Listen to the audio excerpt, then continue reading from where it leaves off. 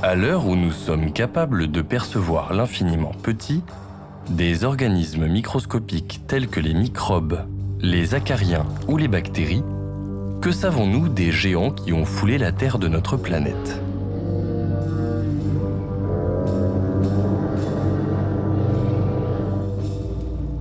L'éléphant, le rhinocéros, la girafe, l'ours brun ou la baleine bleue font partie des animaux les plus grands et les plus gros de notre ère. Ces animaux, aussi grands ou imposants soient-ils, sont parvenus à survivre dans leur environnement et à développer des compétences d'adaptation extraordinaires pour se servir de leur dimension hors norme comme d'un atout. C'est invraisemblable de se dire que la baleine bleue, qui se positionne sur la plus haute marche du podium, peut mesurer plus de 30 mètres et peser jusqu'à 170 tonnes. Si elle est capable de se déplacer malgré des mensurations aussi vertigineuses, c'est uniquement parce qu'elle évolue dans un milieu aquatique. La portance de l'eau lui permet de supporter son propre poids, de se déplacer dans l'océan, de se nourrir ou encore de se reproduire. Sur Terre, ses organes et ses os crouleraient sous son poids. Il y a des millions d'années, des animaux bien plus impressionnants encore ont vécu sur notre planète. Des animaux qui, s'ils étaient encore présents aujourd'hui, changeraient le visage de la Terre. Ces titans d'un autre monde ont réussi à survivre durant des millions d'années. Ils se sont fait une place dans le cycle de la vie et ont marqué l'histoire de la planète. Ce qui est tout à fait surprenant, c'est que contrairement à la baleine, ils ne vivaient pas tous dans l'eau. Certains ont foulé le sol terrestre, d'autres sont même parvenus à dompter le ciel. Quels étaient ces animaux ? À quoi ressemblaient-ils ? Comment leur squelette pouvait-il supporter un tel poids ? Comment leur morphologie leur permettait-elle de se déplacer malgré des mensurations aussi extraordinaires, que ce soit dans l'eau, sur Terre et même dans les airs ? Comment leur métabolisme leur permettait-il de survivre ? Quel est le plus gros animal de tous les temps ? Chers voyageurs, bien le bonjour. Aujourd'hui, nous tenterons de répondre à toutes ces questions à travers un voyage dans le temps, direction la Terre des géants préhistoriques. Mais avant de partir pour une nouvelle aventure, pense à liker la vidéo et à t'abonner à la chaîne pour ne rien manquer. Merci et bon voyage.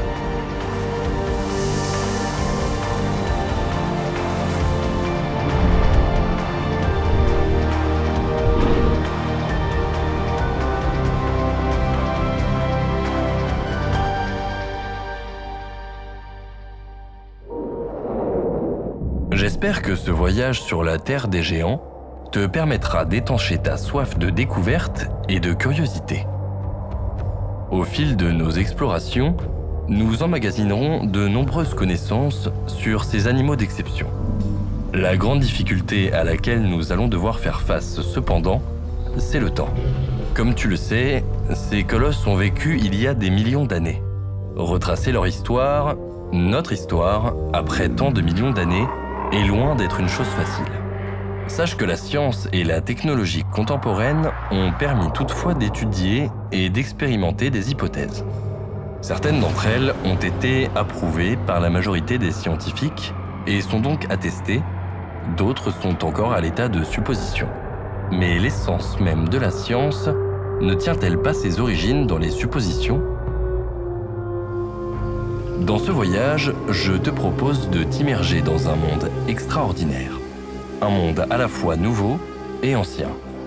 Il est nouveau pour nous et pourtant, il a existé il y a des millions d'années. Ce monde est à milieu de ce que tu peux imaginer. Nous allons rencontrer des animaux qui ont vécu à notre place, sur Terre, des millions d'années avant nous. De nombreuses espèces nous attendent. Prépare-toi. Le voyage commence maintenant.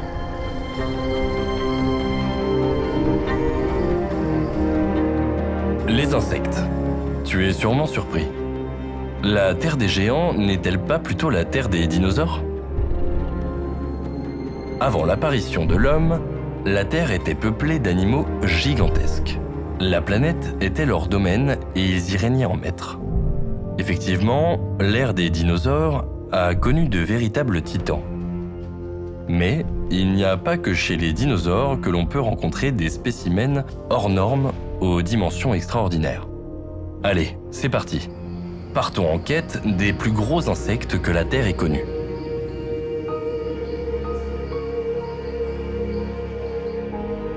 Pour te situer dans le temps, sache que nous nous trouvons actuellement au Carbonifère. Lorsque j'ai évoqué les géants, tu ne t'attendais pas à ce que l'on échange sur les insectes, n'est-ce pas ? Mais je peux t'assurer qu'ils ont bel et bien leur place ici. Tu vas rapidement t'en rendre compte. Commençons tout d'abord par nous familiariser avec notre nouvel environnement. Nous avons un paysage un peu marécageux qui se dessine devant nous avec des plantes telles que les rhynias, des buissons rélimia ou encore des lycopodes leclercia. Au loin se trouvent les arbres les plus hauts de cette époque. Celui que tu vois là, c'est un Archaeopteris. Il peut atteindre près de 40 mètres de haut. Il pourrait s'apparenter à nos sapins actuels. Le calme et la sérénité semblent régner. Tout semble paisible. Mis à part le sentiment de se sentir immensément petit face à ces arbres majestueux, tu es tranquille, admiratif et rien ne te met mal à l'aise. Mais d'ici quelques minutes, les choses pourraient bien changer. Entends-tu ce bourdonnement ? Il semble lointain et en même temps, il est très perceptible. On dirait le bruit que font les drones lorsqu'ils survolent une zone. Pourtant, je t'assure qu'un tel phénomène serait un anachronisme évident. Aucun engin volant de cet acabit n'a survolé la surface de la Terre à l'époque où nous nous trouvons. Cela ne fait aucun doute. Ce n'est en effet pas une machine télécommandée, mais bien un animal que tu entends. Pour être tout à fait précis, c'est même un insecte volant. Regarde dans la direction de ces arbres. Je te présente une libellule géante. La libellule Meganeura. Comme tu peux le voir, elle est aussi rapide qu'impressionnante. Après étude de son squelette et en croisant les informations que les scientifiques possèdent sur cet insecte et son environnement, on suppose que la libellule géante Meganeura pouvait atteindre les 70 km/h. Sa virtuosité aérienne en fait une redoutable prédatrice, car elle vole plus vite que la plupart de ses proies. Elle peut changer subitement de cap, réaliser une marche arrière ou faire du surplace grâce à ses 4 ailes capables de bouger de manière indépendante. Notre Meganeura est loin d'atteindre la vitesse de pointe de 90 km/h de nos libellules modernes. Cependant, elle est presque 5 à 7 fois plus grosse. Si aujourd'hui les libellules se nourrissent essentiellement d'insectes et de larves, la libellule géante varie les plaisirs. Je te rassure, tu ne risques rien. Les petits reptiles, eux, ont du souci à se faire. Le menu de Meganeura est constitué, selon les occasions qui se présentent, d'insectes, de petits amphibiens et même de reptiles. Cette libellule est dotée de 2 paires d'ailes. La plus grande de ces 2 paires peut atteindre entre 70 et 75 cm d'envergure. Pour te donner un élément de comparaison, la distance entre ces 2 ailes est à quelque chose près la même que celle qui sépare les 2 extrémités des ailes de l'épervier brun, un rapace spécialisé dans la capture d'oiseaux, de petits mammifères, de lézards et de grenouilles.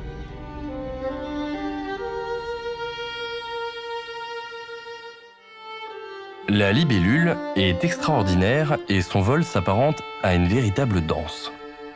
Elle peut voler en avant, en arrière, la tête en bas ou encore effectuer des virages extrêmement serrés. Mais ne te fie pas à sa beauté. Pour se nourrir, elle est sans pitié.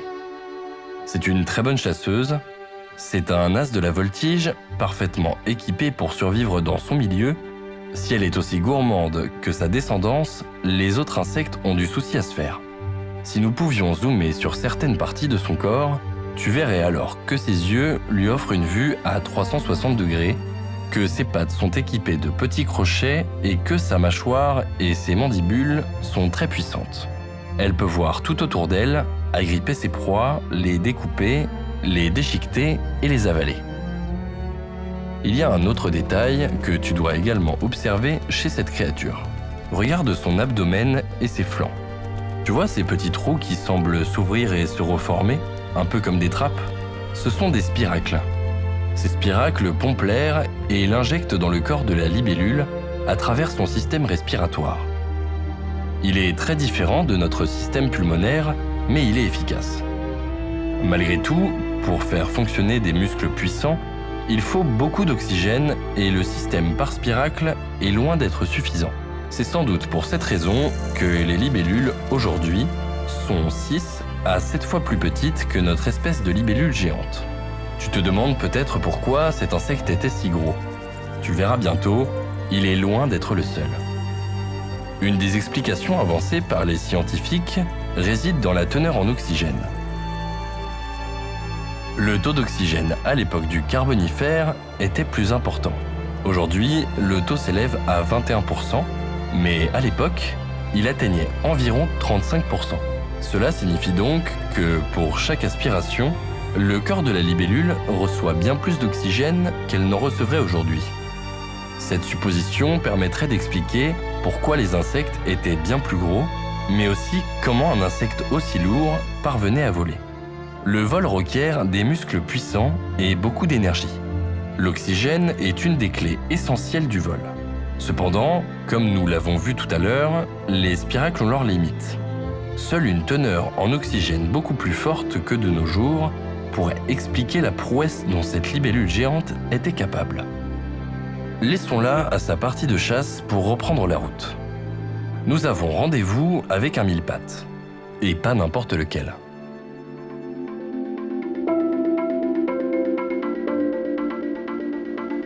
Si je te dis mille-pattes, il y a quelques minutes encore, tu aurais sans doute imaginé une petite bête d'une dizaine de centimètres. Mais maintenant que tu as rencontré la libellule géante, tu te doutes qu'il dépasse sans doute ses dimensions. Alors, quels sont tes pronostics? 30 cm? 70 cm? Allez, poussons jusqu'à 90 cm. Nous sommes généreux. Sache que tu es loin, bien loin du compte. Arthropleura était un genre d'arthropode, cousin éloigné des mille-pattes, qui a vécu au Carbonifère dans un continent qui n'existe plus aujourd'hui, la Laurussia. Il était aussi long qu'une voiture citadine et mesurait 2,60 m de long. Son nom signifie côte articulée en grec et illustre bien son corps aplati et composé d'environ 30 segments articulés. Chacun de ces segments est recouvert de 2 plaques latérales et d'une plaque centrale. S'il est long, il est aussi très large, environ 50 cm pour les plus gros. Au niveau des proportions, il aurait pu concurrencer l'alligator. Tu te rends compte? Jamais avant de visionner cette vidéo, tu n'aurais cru imaginable la comparaison entre un mille-pattes et un alligator. Cela t'aurait paru complètement invraisemblable. Eh bien maintenant, tu sais qu'au Carbonifère, c'est possible. Approchons-nous d'un peu plus près. Nous n'avons absolument rien à craindre de lui. Si on a longtemps cru qu'il était carnivore, nous savons aujourd'hui qu'il se nourrissait de fougères, de prêles et de lycopodes, des plantes courantes au Carbonifère. Tout du moins, c'est ce que pensent les paléontologues qui ont étudié les restes de l'animal, dont on a trouvé des restes et des traces de spores dans leur tube digestif. Pour se nourrir, il s'aide de ses 2 pinces et de sa mâchoire puissante. Mais pour se protéger des prédateurs, c'est plutôt sur sa carapace à toute épreuve qu'il doit compter, et aussi un peu sur son charisme. Et oui, même s'il n'est pas très bien armé pour se défendre, il fait comme si. Regardez-le. Il se dresse comme un cobra pour impressionner les prédateurs. La plupart du temps, le subterfuge fonctionne.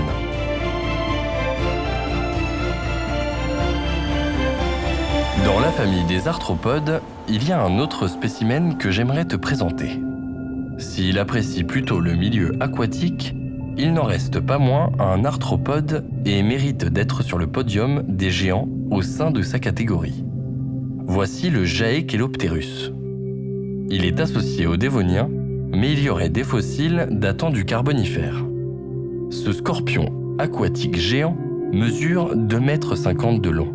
Le Jaekelopterus rhenaniae était le géant de sa famille et, selon certaines sources, il pouvait atteindre une taille bien plus importante encore, jusqu'à 3,60 m pour les plus impressionnants.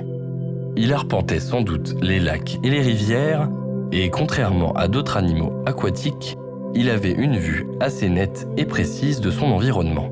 Ses yeux étaient équipés d'ommatidies, eux-mêmes équipés d'un cylindre de lentilles qui réfracte la lumière et la transmet aux cellules sensorielles. Les signaux lumineux sont convertis en signaux nerveux et traités dans le système nerveux central. En clair, il perçoit mieux les contours même dans les conditions de faible luminosité, comme cela peut être le cas sous l'eau. C'est un atout pour chasser ses proies et se tenir en embuscade. Voilà pour notre petit tour d'horizon des insectes géants. As-tu retenu pourquoi les insectes étaient si gros au Carbonifère et au début du Permien ? Nous l'avons évoqué rapidement lorsque nous avons étudié la libellule géante. L'hypothèse la plus probable est le taux d'oxygène bien plus important dans l'air. Quelques expériences ont été menées et sont encore menées sur le sujet. Les premiers résultats montrent que le taux d'oxygène aurait pu influencer leur taille. Que dirais-tu maintenant de prendre ton masque et ton tuba et d'aller prendre l'air en pleine mer ? Nous allons entamer notre périple dans les océans du monde. Cette fois, nous nous trouvons au Trias. Le premier animal que nous allons rencontrer est un carnivore. Cette fois, c'est un poisson-lézard qui nous attend. C'est en effet un membre de la famille des ichthyosaures. Ce reptile marin qui sillonnait les mers il y a plusieurs millions d'années maintenant s'appelle Chonisaurus sicaniensis et pouvait atteindre 21 mètres de long. Il est l'un des plus grands animaux marins que notre planète ait connus. Approchons-nous un peu pour admirer la dentition du reptile. Les dents sont plutôt impressionnantes, n'est-ce pas ? Sache que le diamètre de leurs racines est de 6 cm de diamètre. Tu t'en doutes, avec de telles dents, notre spécimen est un beau bébé de plusieurs tonnes. Selon les dernières estimations, il pouvait atteindre 20 tonnes pour être plus précis. Il fait donc partie de la grande famille des animaux marins les plus gros de tous les temps. Mais malheureusement, pour les poissons et autres animaux marins, il était loin d'être le seul à chasser en pleine mer.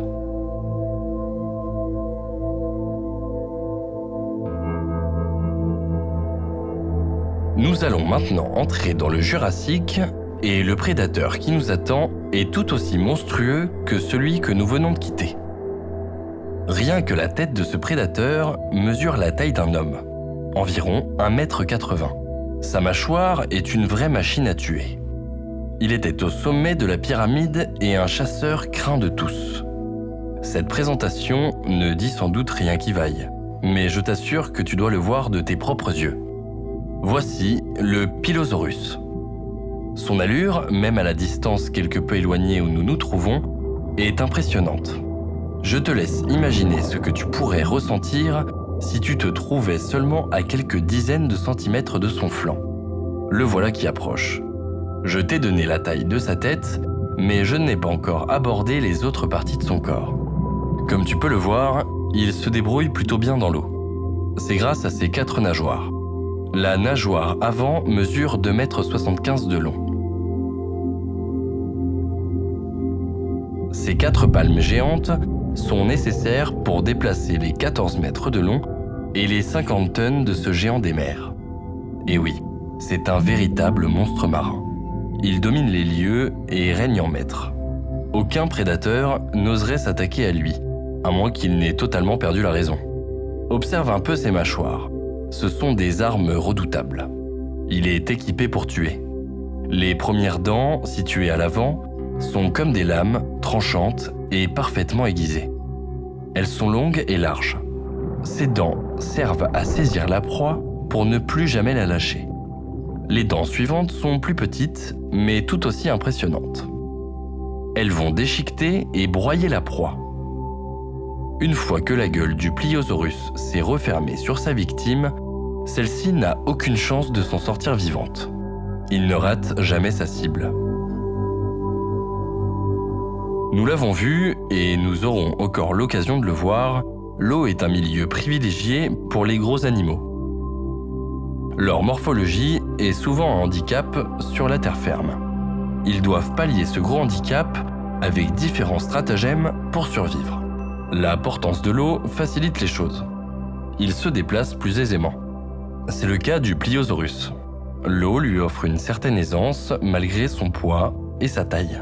Cependant, ses mensurations extrêmes constituent également son seul point faible, le manque de discrétion pour la chasse. Il est visible de loin avec sa taille imposante. Le Pliosaurus a malgré tout plus d'un tour dans son sac. Ses nageoires sont longues, mais elles sont aussi robustes et puissantes.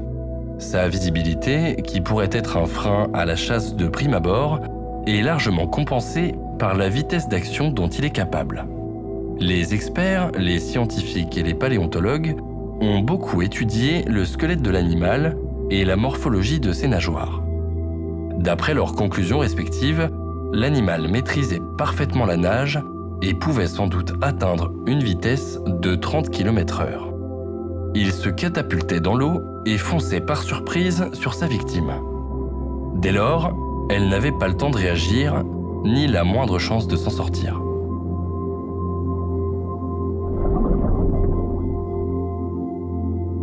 Les mosasaures font partie des grands reptiles marins ayant vécu au Crétacé. La plupart des membres de cette famille hors norme présentent des dimensions assez exceptionnelles. Mais le plus grand d'entre eux est Mosasaurus, long de 18 mètres, il terrorisait les mers de la planète. C'est un animal aquatique qui, comme les baleines ou les dauphins que tu connais bien, respirait à l'air libre. Il ressemble un peu à un varan géant avec des pattes de tortue et une queue de poisson. Sa dentition ne laisse planer aucun doute sur son régime alimentaire. C'est un carnivore. Il est gourmand, mais le moins que l'on puisse dire, c'est qu'il n'est pas difficile. Il peut aussi bien jeter son dévolu sur une tortue, un calmar, un poisson ou même un membre de la famille des plésiosaures ou des ptérosaures. Féroce, rapide et agressif, aucun rival ne pouvait le concurrencer sur son territoire. Sa taille imposante, sa puissance et sa terrible mâchoire ont eu raison des rivaux qui ont eu la folie de s'attaquer à lui. Quittons le Mosasaurus pour rencontrer un autre phénomène aquatique. Il vit lui aussi au Crétacé, mais il avait déjà conquis la mer dès le Trias.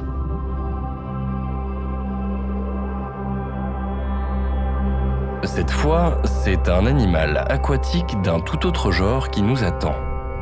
S'il est totalement différent des précédents, je ne te promets pas qu'il sera moins effrayant pour autant. Celui-ci vivait à l'époque du Paléocène. À toutes celles et ceux qui ont la phobie des serpents, préparez-vous psychologiquement et émotionnellement à ce que vous allez voir. Les boas, les pythons et les anacondas font partie des plus grands spécimens de serpents que nous connaissons à l'heure actuelle. Et ils sont sans aucun doute les ennemis jurés des ophiophobes. Mais ce serpent que tu t'apprêtes à rencontrer dépasse en tout point tout ce que tu peux connaître ou voir dans les reportages animaliers. Face à toi se trouve le titanoboa. Ses vertèbres sont au moins 5 fois plus grosses que celles de l'espèce d'anaconda la plus grande du monde à l'heure actuelle. Il le dépasse largement en longueur, mais aussi en largeur. 80 cm de diamètre. Tu te rends compte ? La circonférence de son corps est gigantesque par rapport à ce que nous connaissons des serpents actuels. Son poids est tout aussi impressionnant. Pour te donner une petite idée sur la question, sache que l'anaconda géant est l'un des plus lourds. Son poids peut atteindre les 250 kg. Alors, muni de cette information précieuse, peux-tu en déduire le poids du titanoboa ? 400 ? 500 kg ? 700 peut-être ? Tu es encore loin du compte. Il peut peser plus d'1 tonne. Sous tes yeux, ce sont 1000 kg qui se déplacent dans les eaux. C'est en effet un serpent aquatique. Nous n'avons pas encore évoqué la longueur du serpent, mais tu t'en doutes, celle-ci aussi dépasse l'entendement. Il mesure presque 14 mètres de long. Comme tu as pu le voir jusqu'ici, Le gros problème de ces mastodontes, c'est leur déplacement. Il faut une énergie considérable pour se mouvoir, mais également un squelette et un organisme suffisamment adaptés pour supporter une telle charge. Pour notre titanoboa, la seule possibilité de pallier le problème de son poids colossal, c'est l'eau. C'est uniquement dans cet univers qu'il peut se déplacer sans difficulté. Sur la terre ferme, les choses auraient sans doute été tout autres et les déplacements bien plus compliqués. Les scientifiques pensent, après de nombreuses études sur le squelette, mais aussi sur son régime alimentaire et son environnement, que le serpent devait vivre dans un milieu aquatique. Nul doute qu'il ne manquait pas de proie et il n'avait au menu que l'embarras du choix. C'était un chasseur hors pair et il n'avait pas beaucoup de prédateurs à la hauteur de sa puissance et de son charisme. Sa mâchoire est impressionnante. Il pouvait certainement engloutir un homme aussi facilement que tu gobes un bonbon.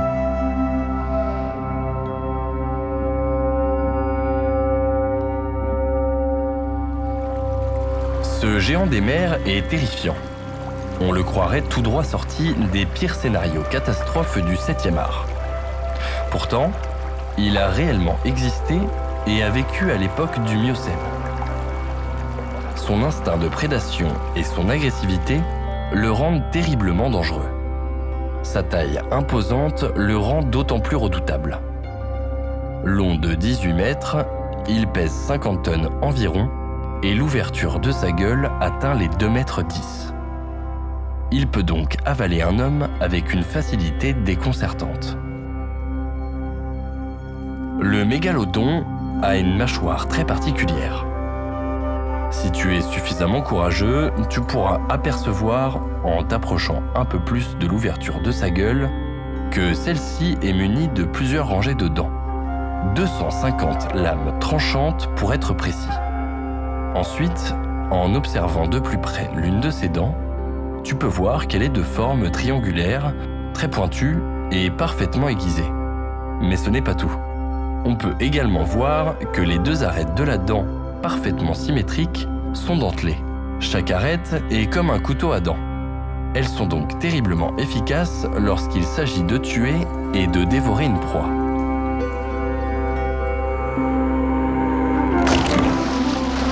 Il ne lui faut qu'une poignée de minutes pour gober entièrement sa victime. Pour te donner une petite idée, sache que la taille d'un bébé mégalodon fait la même taille de celle d'un grand requin blanc adulte. Je te laisse donc imaginer ce qu'un mâle ou une femelle dans la fleur de l'âge pouvait faire. Il fait donc partie de la catégorie privilégiée des super prédateurs. Il est au sommet de la chaîne et ne craint rien ni personne. Que dirais-tu d'une petite pause émotionnelle aux côtés d'un animal emblématique de nos océans, aussi incroyable qu'exceptionnel ? Gigantesque ne signifie pas forcément dangereux pour autant. Si c'est le cas du mégalodon, celui avec qui nous avons rendez-vous maintenant est tout aussi inoffensif que peut l'être une vache.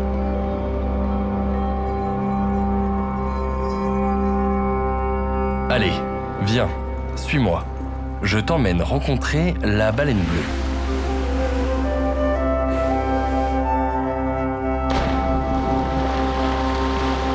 C'est le plus grand mammifère de notre monde actuel, mais c'est aussi le plus grand mammifère qui ait jamais vécu sur notre planète.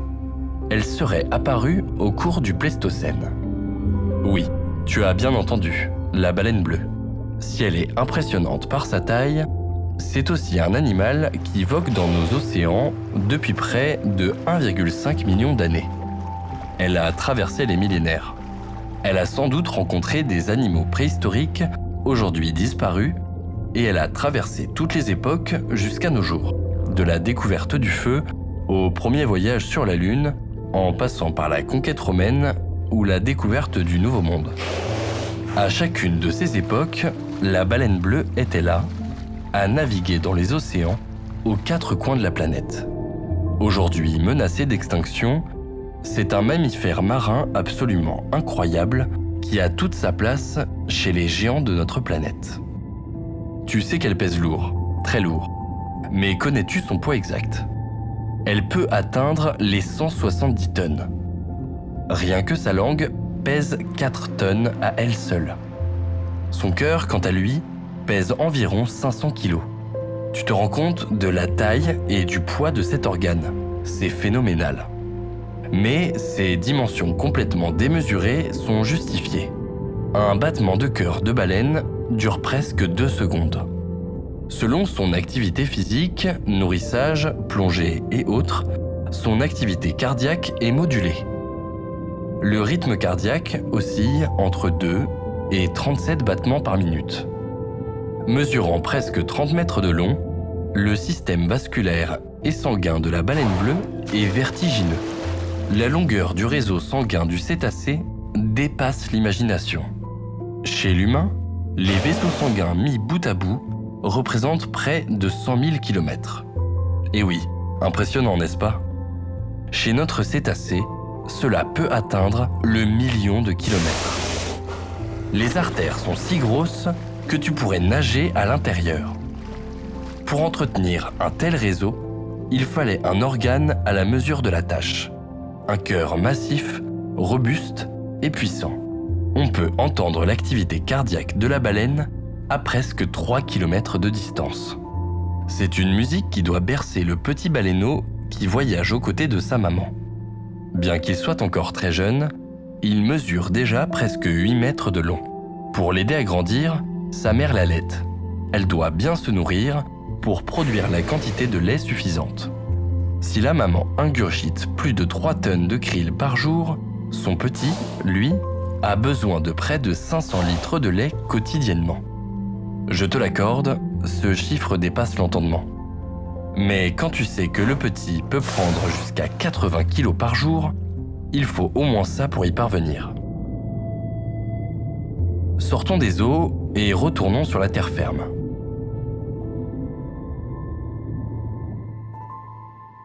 Face à toi se dresse un dinosaure pour le moins étrange et fascinant. Il s'agit du Spinosaurus. Il n'y a pas plus surprenant et effroyable comme entrée en matière sur le sol terrestre, je crois. Tout, absolument tout chez lui, est démesuré. Son voile dorsal est gigantesque. Rien que les épines qu'il a sur le dos mesurent la taille d'un homme. Haut de 5 mètres environ, il dépasse les 16 mètres de long. Sa masse est tout aussi incroyable. Il pèse au moins 22 tonnes. Tu imagines, plus de 20 000 kilos de muscles sont en action juste sous tes yeux. Et ce n'est pas tout. Outre ses dimensions hors normes, c'est aussi un prédateur terrestre redoutable. Crois-moi, aucun animal ne souhaitait croiser son chemin. Il était évité et craint de la plupart des espèces qui partageaient son lieu de vie. Sa mâchoire, tout comme celle du Pliosaurus, que nous avons pu rencontrer, est équipée de dents différentes tout au long de sa gueule. Les premières, plus longues et coniques, servent à saisir, les autres déchiquetent, hachent, broient et terminent le travail. Contrairement à ce que l'on pourrait penser, ce n'était pas un chasseur terrestre, mais aquatique. As-tu remarqué un détail important au niveau de ses pattes arrière ? Non ? Regarde bien et observe ses pieds en particulier. Et oui, ils sont palmés. Tout du moins, c'est ce que les scientifiques ont pu déterminer comme hypothèse la plus probable au vu de la forme de son squelette. Notre Spinosaurus parcourt donc les eaux douces. Au bord d'un fleuve, sur la berge, ou bien plus profondément dans une rivière, le dinosaure se met en chasse. Il utilise au besoin ses pattes arrière pour se déplacer dans l'eau. Ce que tu ne peux pas déceler sous sa peau écailleuse et épaisse, c'est son crâne. Pourtant, il révèle un point crucial sur la méthode de chasse du prédateur. Les os de son crâne, surtout à l'avant, au niveau du nez, sont comme parsemés de petits trous. Chez les crocodiles ou les alligators, on retrouve des éléments similaires sur le squelette du crâne. Ce sont des foramens. Si la similitude s'avère effective, alors, tout comme les crocodiles, le Spinosaurus pouvait sans doute être capable de capter les différentes pressions au niveau de l'eau et ainsi déceler la présence et les mouvements précis d'une proie sous l'eau. C'est un atout majeur pour la chasse. Mais c'est loin d'être le seul. La grande spécificité de l'animal, outre sa taille imposante, c'est aussi sa capacité à chasser dans l'eau et sur la terre ferme. Il multiplie ainsi ses chances de survie. Sur terre, ses dents sont toujours aussi efficaces. Mais ses griffes longues, acérées et tranchantes lui sont aussi d'une grande aide pour saisir et maintenir au sol une proie. Laissons le carnivore déguster son petit déjeuner et poursuivons notre périple sur le continent.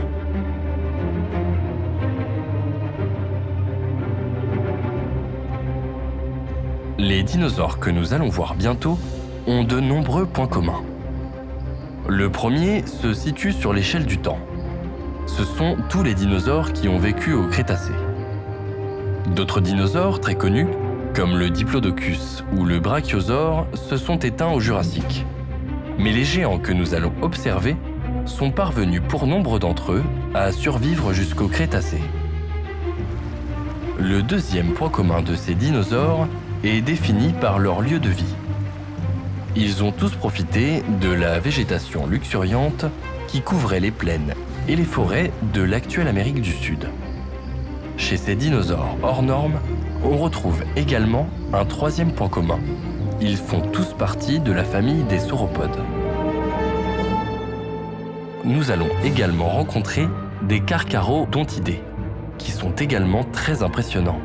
Mais revenons à notre premier groupe de dinosaures. Ils nous attendent de pied ferme, ou plutôt d'un pied lourd. Les sauropodes sont les champions toutes catégories en termes de longueur et de poids. Ils ont donc évidemment une large place dans notre classement des plus gros animaux terrestres ayant vécu sur notre planète. Je te propose maintenant d'aller à la rencontre d'une petite poignée d'entre eux. Leur charme ne devrait pas te laisser indifférent.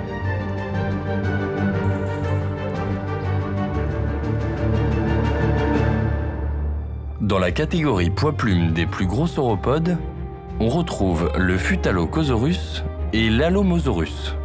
Quand je dis poids-plume, c'est bien entendu à l'échelle d'un sauropode sud-américain. Autrement dit, on approche des 30 000 kg. Phytalocosaurus est un dinosaure qui aime les plaines forestières telles que celles qui se trouvent juste sous nos yeux. Ce sont des herbivores et ils ont besoin de nourriture en très grande quantité. Tu vas très vite comprendre pourquoi. Mais revenons à notre joli spécimen de Phytalocosaurus. Cet herbivore est connu pour la spécificité de son squelette au niveau du cou. Il forme, avec d'autres espèces, un nouveau groupe, celui des Lacosauria.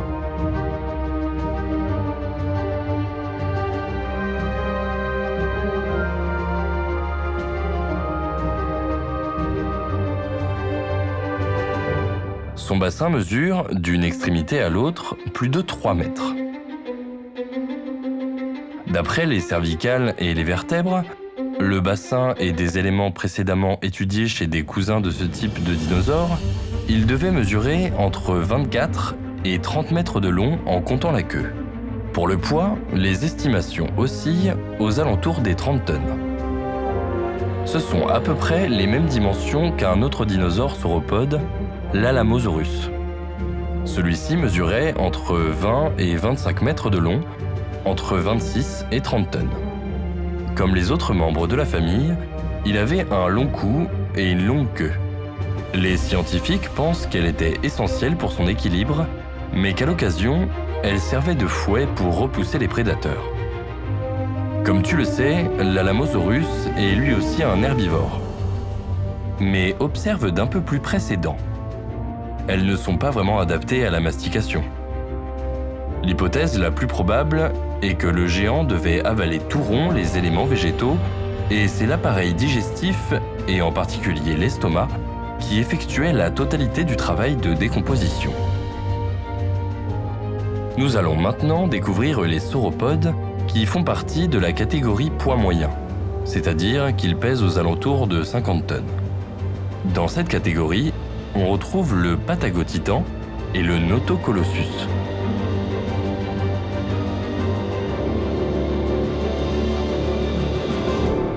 Ce dinosaure, le Patagotitan, a été découvert récemment, mais il a vécu pendant des millions d'années au Crétacé. Il dépasse, et de loin, tout ce que l'on a pu étudier jusqu'ici.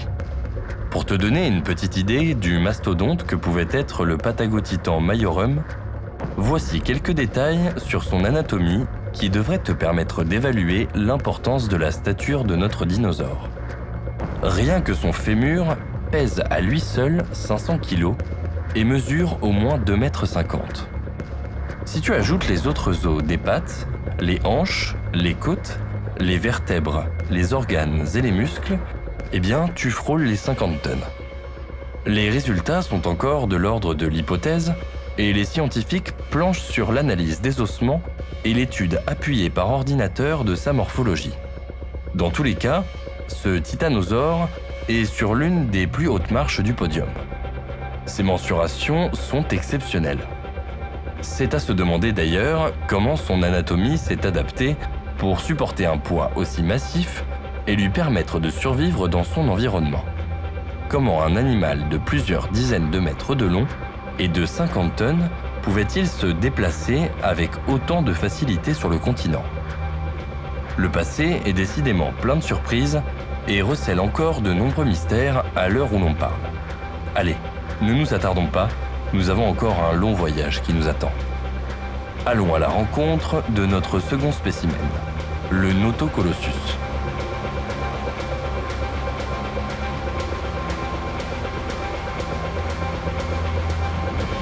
Le Notocolossus est un autre phénomène de grande taille du Crétacé.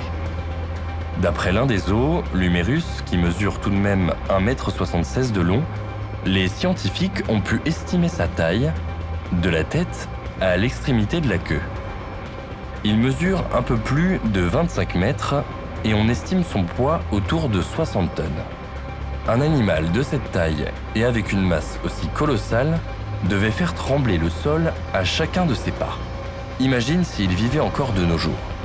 Nous nous sentons déjà si petits face à un éléphant, une girafe ou un lion.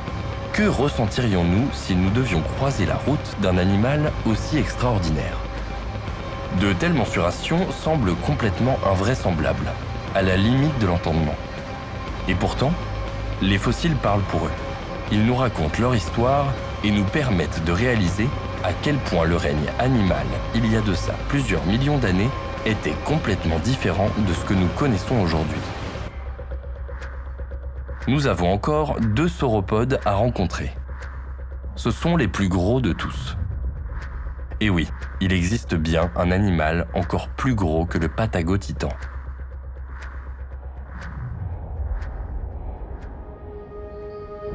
L'Argentinosaurus pourrait être considéré comme le roi des sauropodes si l'on retient comme critère de sélection la taille et le poids.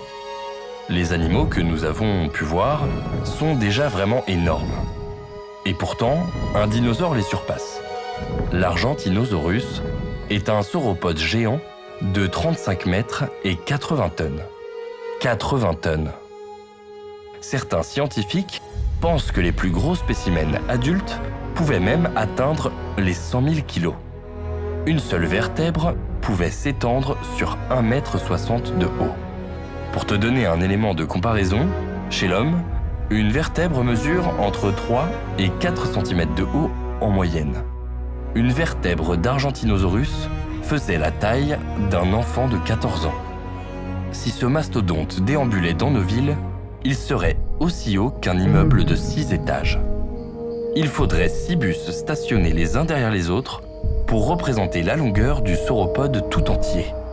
De l'extrémité de sa tête jusqu'à la pointe de sa queue, l'Argentinosaure mesurait jusqu'à 35 mètres de long et plus de 8 mètres de haut. Pour subvenir à ses besoins énergétiques, en sachant que c'est un herbivore et qu'il doit donc manger davantage pour couvrir ses besoins, les scientifiques et les chercheurs ont estimé la quantité de nourriture nécessaire à la survie d'un tel animal. Il semblerait que l'Argentinosaure avait un très gros appétit. Il lui fallait ingurgiter 400 kg de végétation quotidiennement. De plus, il vivait en troupeau. Après leur passage, il ne devait plus rester grand-chose des belles et grandes forêts sud-américaines.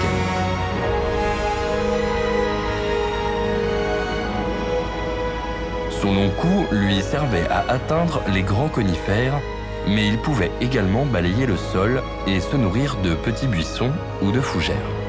Comme il ne cédait sans doute pas, lui non plus, de ses dents pour mastiquer longuement, c'était à l'estomac que revenait tout le travail. L'argentinosaure avalait parfois des pierres pour faciliter la digestion. On appelait ces pierres des gastrolites.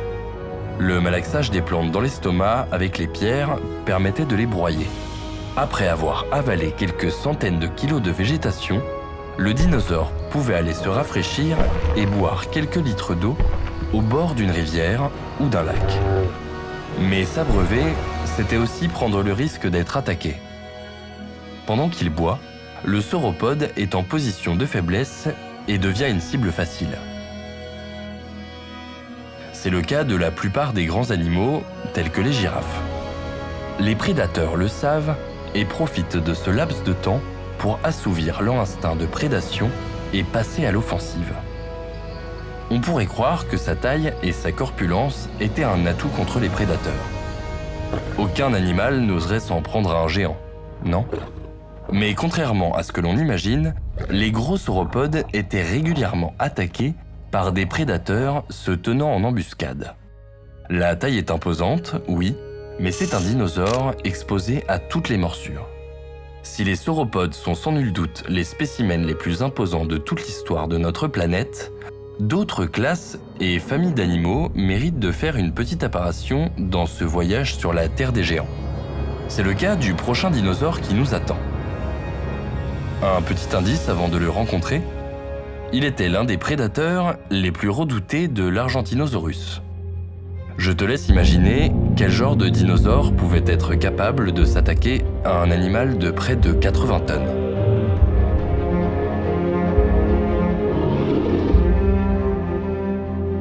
Notre dinosaure, de la famille des Carcharodontidae, vivait lui aussi au Crétacé, aux côtés notamment de l'Argentinosaurus. C'est sans doute l'un des plus grands dinosaures carnivores connus avec ses 13 mètres de long, dont 2 mètres rien que pour la tête. Ces mensurations ne sont encore que des estimations, mais nous savons qu'elles sont assez proches de la réalité. De telles dimensions, ça donne le tournis. Au vu des ossements retrouvés, tout portait à croire que l'animal pouvait atteindre environ 4 mètres de haut.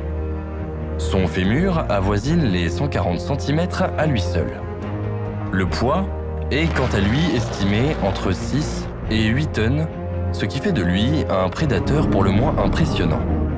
Il est plus grand et plus rapide que le Tyrannosaurus, bien connu du grand public. S'il était plus rapide, d'après l'étude de son crâne et l'analyse de différents paramètres plus complexes, il était aussi moins intelligent que le T-Rex. Les scientifiques ont ces dernières années fait de nouvelles découvertes et permis de mettre en lumière de nouveaux éléments sur ce dinosaure. Ils ont commencé leurs investigations avec seulement 2 crânes et quelques ossements, puis ils ont découvert un squelette aux 3/4 complet. Nous avons donc pu en apprendre davantage sur lui et confirmer les hypothèses sur la grandeur et la masse de ce prédateur d'exception.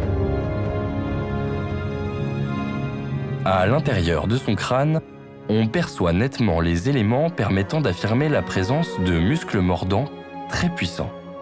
La morsure était donc redoutable pour les proies qui y croisaient son chemin. On peut aussi remarquer des régions olfactives très marquées, ce qui laisse penser que le prédateur était doté d'un très bon odorat. Il utilisait ce sens pour débusquer les animaux, puis il s'appuyait sur sa vitesse d'action pour prendre ses victimes par surprise. Les dents du Giganotosaurus sont tout aussi impressionnantes que sa technique de chasse. Plates et dentelées, elles sont à la fois robustes, puissantes et tranchantes.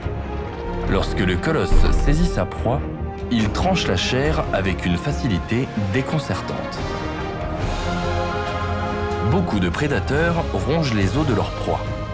Les parties de chasse nécessitent de prendre des risques pour sa propre survie et demandent beaucoup d'énergie. Lorsque la faim se fait ressentir, les carnivores mettent tout en œuvre pour parvenir à se nourrir et ne font pas de gâchis. Ils tuent pour manger et ne pas être mangés. Mais il arrive aussi que les os soient bien trop gros et trop robustes pour faillir sous les crocs de leurs agresseurs. C'est le cas de notre Giganotosaurus, qui ne pouvait pas venir à bout des os de l'Argentinosaurus. Rappelle-toi la longueur d'une simple vertèbre, 1,60 m de haut. Un fémur, quant à lui, mesure près de 2,50 m. Imagine la circonférence d'un tel ossement. Aucune dent ne pouvait en venir à bout. Mais le Giganotosaurus s'est parfaitement adapté à la situation. Il privilégie les tissus mous. Après avoir attaqué les muscles ou sectionné un tendon pour empêcher sa victime de fuir, il n'avait plus qu'à attendre son heure. Un herbivore ainsi affaibli, sans pouvoir ni se déplacer, ni profiter de la protection du groupe, est voué à mourir. Un autre animal chassait les sauropodes.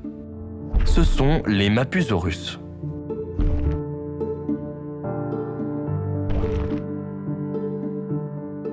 Les Mapusaurus chassent également des colosses herbivores. Mais leur tactique est un peu différente. Eux utilisaient sans doute la technique de chasse en groupe. Certains paléontologues ont retrouvé les traces de plusieurs individus très proches les uns des autres. Ces éléments laissent donc penser que, pour pas le plus grand de tous les prédateurs, mais il dépassait largement les 10 mètres. De plus, il s'attaquait aux plus gros dinosaures de tous les temps. Il mérite donc amplement sa place ici. Les dents du Mapusaurus sont assez similaires à celles du Giganotosaurus. On retrouve des dents plates et incurvées avec un bord dentelé. Si ce dinosaure ne chassait vraisemblablement pas seul mais en groupe, il lui fallait malgré tout être parfaitement équipé pour la prédation. Pour le Mapusaurus, il n'est pas question de manquer cette occasion. À l'affût du dernier souffle de sa proie, il guette le moment où il pourra enfin combler la faim qui l'anime. Après un combat aussi féroce et acharné, je crois qu'il est temps pour nous de repartir et de se mettre en quête d'une terre plus paisible. Tu ne crois pas ? Que dirais-tu maintenant de te retrouver nez à nez avec un Titanoceratops ? L'idée te tente ? Alors, c'est parti.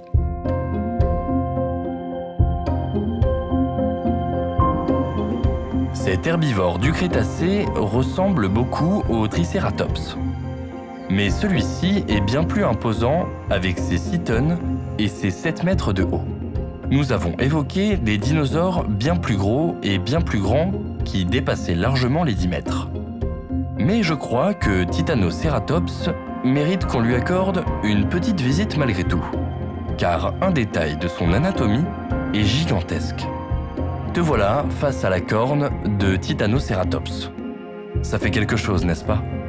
Même si ce n'est qu'un herbivore, il reste impressionnant. Il a le regard profond et il est très charismatique. Il faut dire que le Titanoceratops n'est pas tout à fait un herbivore comme les autres. Il a une arme de défense redoutable, sa corne.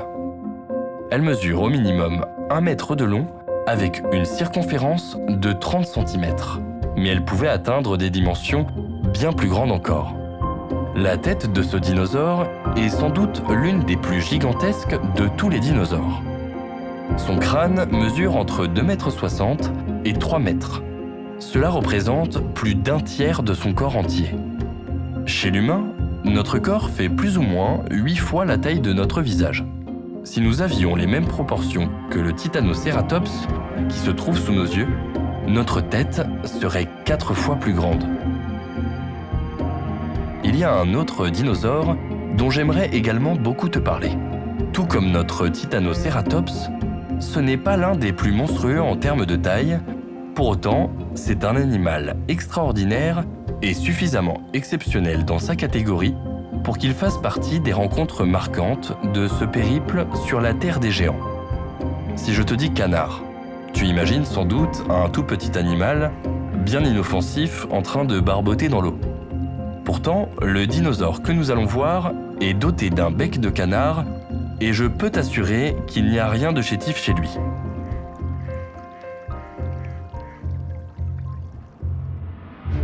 Si les sauropodes sont nombreux à être devenus des titanosaures, ils sont loin d'être les seuls. Les hadrosaures aussi ont leurs géants. Dans la famille des hadrosaures, il y a les ornithopodes, dont le Magnapolia fait partie. En termes de taille, il est même en tête de liste. Il mesure entre 13 et 16 mètres de long selon les estimations et peut atteindre un poids de 23 tonnes. Et oui, notre dinosaure à bec joue dans la cour des grands.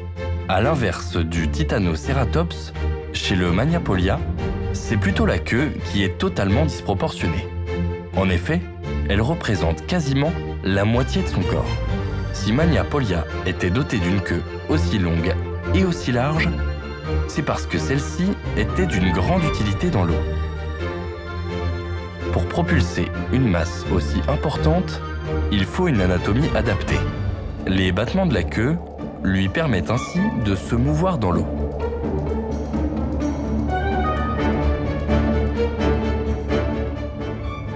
Il est temps pour toi de progresser un peu plus sur l'échelle du temps. Nous voici à l'époque Oligocène. C'est ici qu'un être fantastique nous attend. Lorsque l'on évoque les géants, on songe tout de suite aux dinosaures. C'est vrai que bon nombre d'entre eux en font partie, mais ils ne sont pas les seuls. Certains ont dompté le ciel ou les mers. D'autres, un peu moins connus, ont également foulé le sol terrestre. Il s'agit des mammifères. Regarde. Juste devant toi se dresse un membre de la famille des rhinocéros sans cornes. Je te présente le Paraceratherium. Ce champion toute catégorie des mammifères mesure plus de 7,50 mètres et pèse près de 21 tonnes. Ce grand herbivore se nourrit principalement de feuilles. Il apprécie les forêts clairsemées qui facilitent ses déplacements et s'acclimate plutôt bien aux conditions tantôt humides, tantôt arides. Pour survivre, il lui faut ingérer des végétaux en grande quantité. On pense donc que l'animal devait se déplacer régulièrement et sur de longues distances pour couvrir ses besoins. Or, se déplacer, lorsque l'on fait plus de 20 tonnes, n'est pas une mince affaire. Même une marche lente nécessite beaucoup d'énergie. Pour supporter un tel poids, les pattes du Paraceratherium étaient équipées de telle sorte que la charge soit équilibrée et les chocs amortis. Observe bien le pied avant de l'animal. Tu vois, son pied est plat, assez large et surtout doté de 3 ongles qui s'apparentent à des sabots à l'avant du pied. Ce que tu ne vois pas cependant, c'est le coussinet à l'arrière du pied. La pression lors de la marche est très importante. Le pied doit donc absolument compenser cette pression pour éviter la douleur et les blessures. Un animal de cette taille, s'il est blessé et incapable de se déplacer et de suivre le troupeau, est promis à une mort certaine. Il ne peut plus bouger pour se nourrir et devient incapable de se défendre. Ces différentes caractéristiques lui servent de protection. Ce sont des bases solides et robustes pour supporter sa masse corporelle et la mettre en mouvement. Mais dans les airs aussi, d'autres spécimens, tout aussi gros, voire bien plus impressionnants, ont aussi évolué.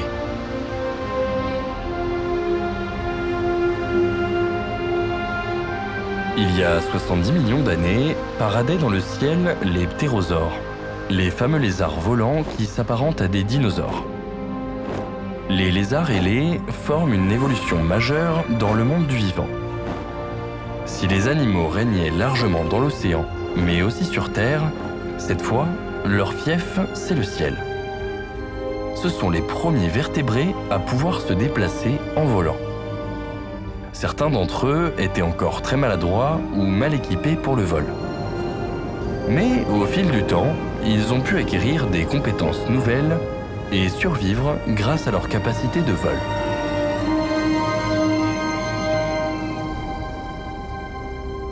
Si la majeure partie des ptérosaures avaient des dimensions raisonnables, d'autres atteignaient des mensurations exceptionnelles. C'est le cas de celui que je tiens à te présenter maintenant. Il est admirable et mérite amplement d'ouvrir le bal des géants du ciel. Notre ptérosaure fait près de 5 mètres de haut. Pour te donner une petite idée de ce que cela représente, le volatile, s'il se déplace au sol en station debout, ferait une concurrence certaine avec la girafe. Imagine un animal volant de la hauteur d'une girafe. Difficile d'imaginer une seule minute qu'un oiseau puisse regarder une girafe droit dans les yeux. Et pourtant, regarde comme la nature est incroyable. Le voilà dans le ciel à parader. Son envergure, même d'ici, est impressionnante. Elle s'étend sur 11 mètres, plus de 2 fois sa hauteur. Son bec est tout aussi respectable avec ses 1,50 m de long. Une question taraude sans doute ton esprit à cet instant. Comment un tel spécimen pouvait voler et surtout décoller de la surface? C'est une très bonne question. Les scientifiques et les paléontologues les plus expérimentés dans ce domaine se sont eux aussi posé la question. Ils ont planché sur le sujet et ont fait une découverte étonnante. Contrairement à certains grands volatiles qui couraient afin de gagner suffisamment de vitesse pour décoller, le Quetzalcoatlus en était incapable. Ce n'est donc pas ce procédé que le ptérosaure géant utilisait. As-tu d'autres idées? Alors regarde, et surtout, observe bien la technique de ce lézard ailé géant. Il va effectuer un saut, un bond de géant. Il parvient à décoller de presque 2,40 m de haut. Proportionnellement à l'échelle humaine, c'est comme si tu parvenais à te propulser sur place, bien au-dessus de tes hanches. Le saut en hauteur est une discipline olympique dans laquelle de nombreux athlètes performent.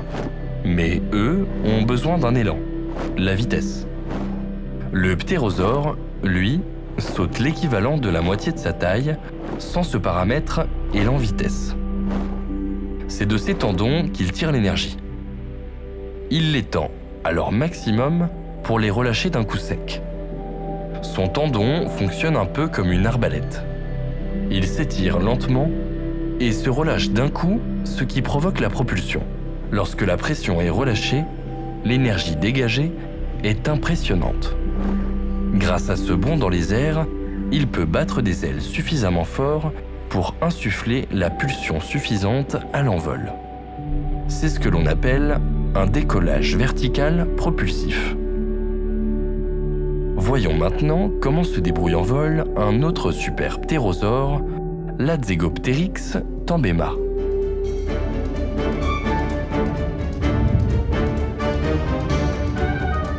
Adzegopteryx tambema mesure environ 13 mètres de long. S'il se déplaçait aujourd'hui au sol, il pourrait lui aussi admirer une girafe, mais il devrait légèrement incliner le bec pour la regarder dans les yeux. Il mesurait environ 7 mètres de haut. Au sol, c'est déjà un volatile exceptionnel. Mais il est d'autant plus impressionnant lorsqu'il ouvre ses ailes.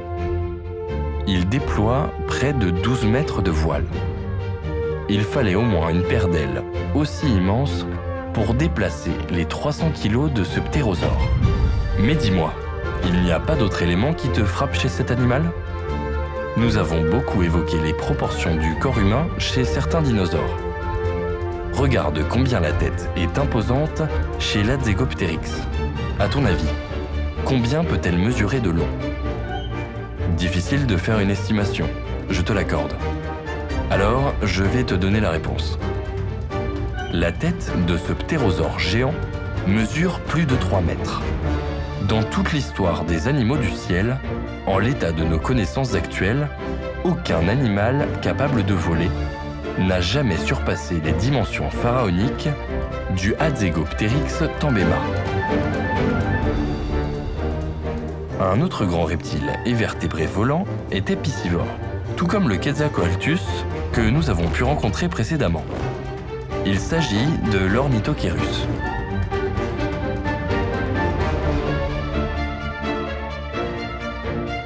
Chez lui, le squelette est bien plus adapté au vol.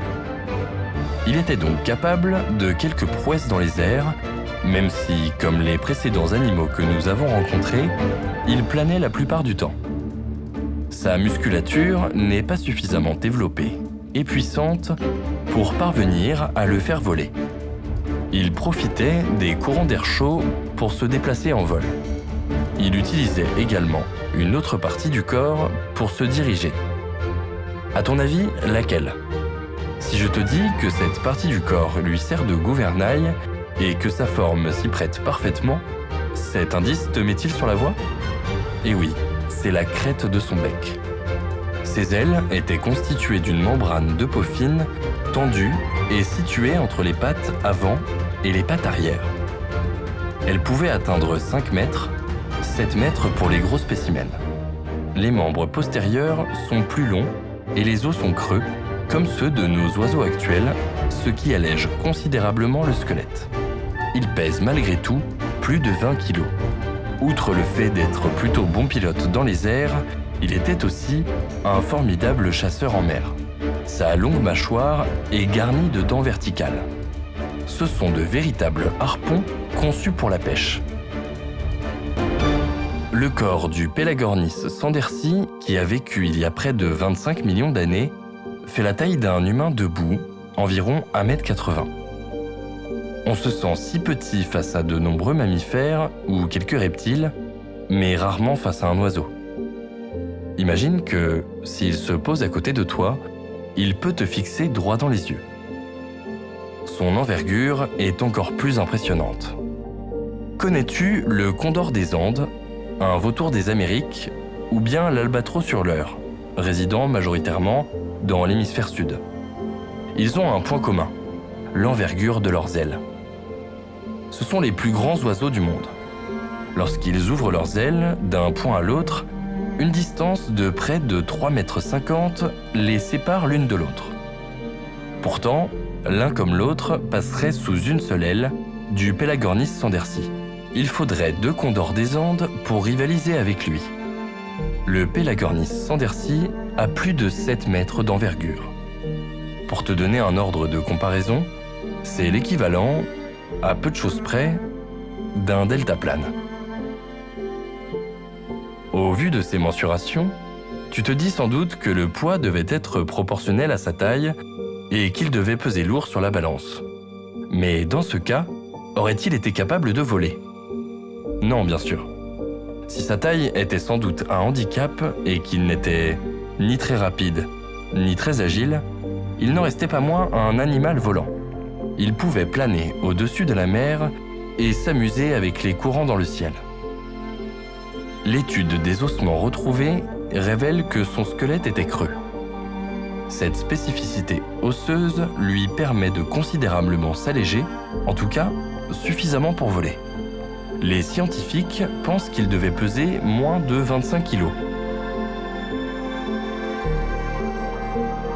Il y a 2 choses que tu dois retenir de ce géant du ciel. Sa technique de vol et sa dentition.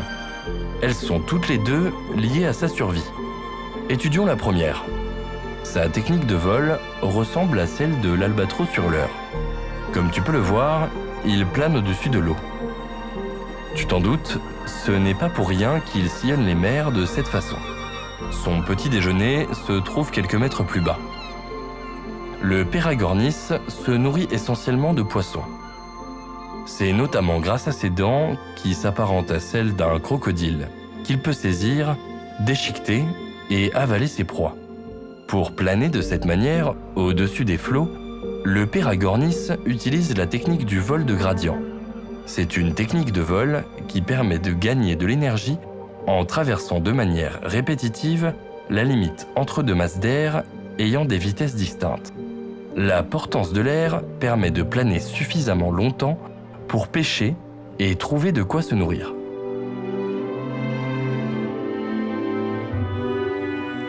C'est fantastique de voir à quel point les animaux ont su évoluer et s'adapter à leurs différents milieux malgré leur taille imposante. Le squelette, la musculature, les appareils respiratoires et digestifs ou encore le système nerveux et le cœur permettent à ces géants de pallier les difficultés liées à leur poids. L'argentinosaure s'équilibre grâce à son cou et sa queue Le cœur de la baleine est suffisamment puissant pour irriguer les vaisseaux de la pointe de son nez jusqu'à l'extrémité de sa queue. Les coussinets du Paraceratherium amortissent les chocs dus à la masse du mammifère. Le titanoboa peut se déplacer rapidement et avec aisance grâce à la portance de l'eau. Les tendons du Quetzalcoatlus agissent comme des propulseurs pour le décollage. Les géants sont décidément aussi merveilleux qu'étonnants.